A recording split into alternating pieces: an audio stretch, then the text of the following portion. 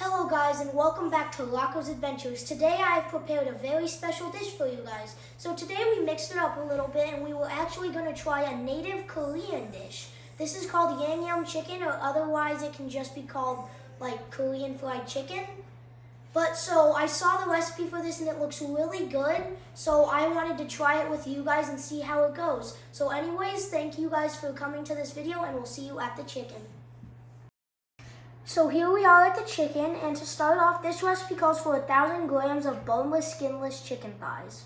So before you want to start cutting it up, you need to make sure you get rid of all of the fat. So if you see like little white segments on your chicken, just cut those off. And then when you're done with that, you want to cut them into bite-sized pieces.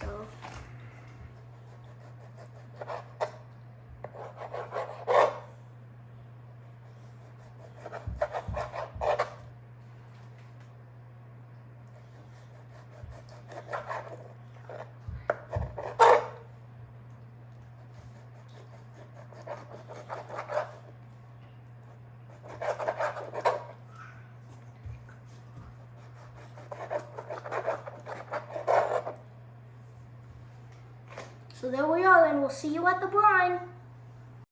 So here we are at our brine. As you can see, there's a couple ingredients in there. Inside this brine, we have 2 eggs, a teaspoon of salt, 2 tablespoons of garlic paste, and pepper to taste. So we're gonna whisk it all together, then mix it with our chicken and put it in a bag for the fridge. So we'll see you at that step.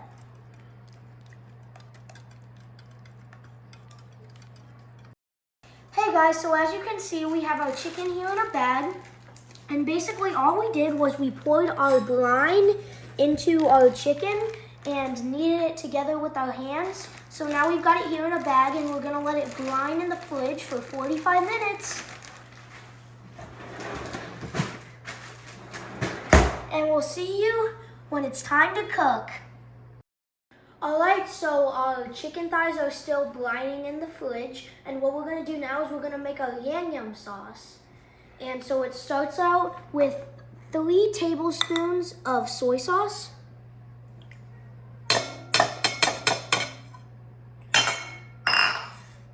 3 tablespoons of our garlic paste,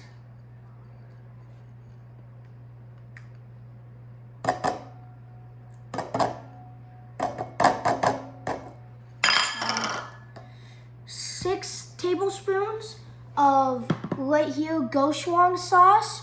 We got this at our local Hy-Vee. Make sure you get this one because there's a Hy-Vee brand, but this is the authentic Korean one. And that's really going to be the base of our sauce. So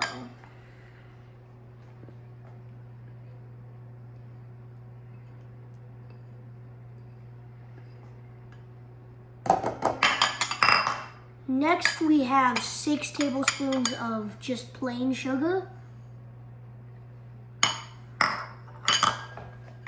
12 tablespoons of ketchup,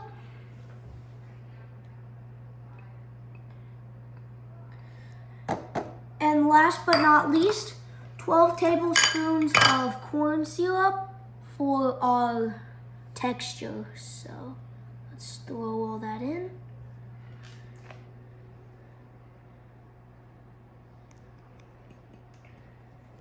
And so now we're just gonna mix this all together and we'll see you back.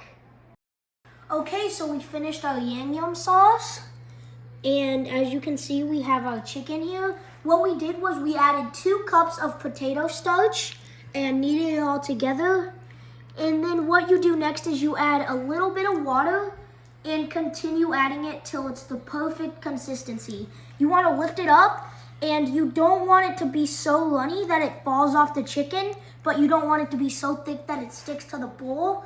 So that's the chicken, and we'll see you at the fryer.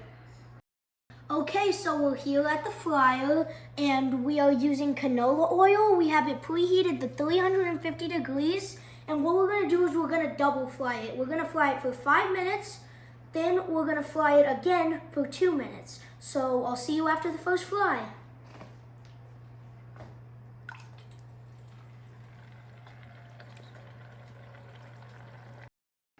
Okay, so our chicken is done. What we did is we double fried it. We put it in for 5 minutes, then we took it down, and we almost kind of crunched it down a little bit.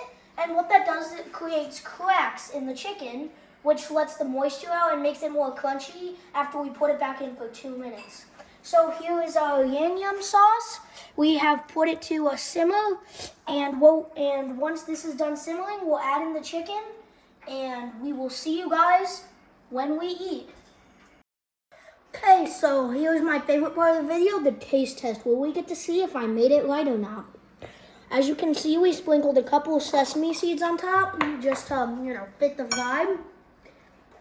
And this looks really good, so without further ado, let's dig in.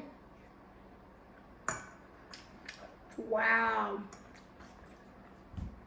It's got some spice to it, but other than that, it's very sweet, like a little hint of kick, and the texture is amazing. That is, wow, okay. So that is Yangnyeom chicken, otherwise known as Korean fried chicken, and we'll see you in the next video.